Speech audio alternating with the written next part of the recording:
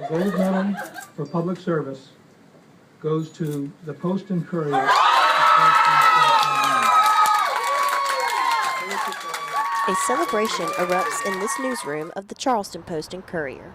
On this day in April, the staff has just learned the newspaper won the Pulitzer Prize for public service, the highest honor in American journalism. The Post and Courier won the award for a series of stories called Till Death Do Us Part. They focused on the problem of domestic violence toward women in South Carolina. Jennifer Hawes was one of the reporters who worked on the series. Hawes is a features writer who covers faith and values and was responsible for finding out why women choose to stay. Hawes says the Pulitzer-winning piece is a product of a whole organization. And it was really neat to have all those people there and to have everybody celebrating.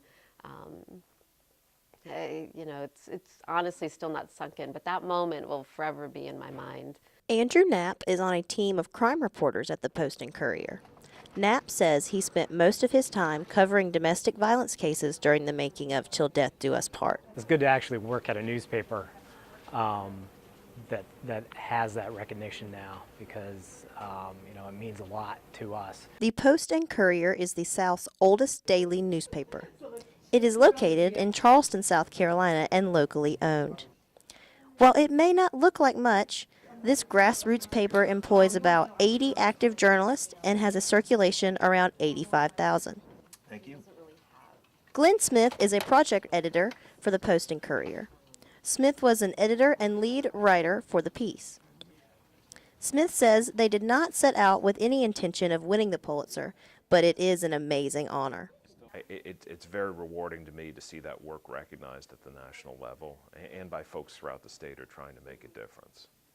Smith says the primary goal of the piece was to find out why South Carolina is so bad when it comes to protecting their women. Our main goal is we did not want to write the same story that everyone had written year after year after year after year and have some people say, oh, this is bad, this is very terrible, we need to do more, and not get at the root causes of it. Natalie Hoff covered criminal justice and breaking news for the Post and Courier. One of Hoff's roles in creating the piece was digging deeper into legislation. We knew that there had been some legislation, or attempted legislation, I should say, but nothing had ever passed. Hoff says the staff is continuing to write pieces on domestic violence in hopes the momentum behind the issue is not cast aside. They have continued writing stories about what's happened to legislation, and they don't let it go, and that's been an amazing part of the project.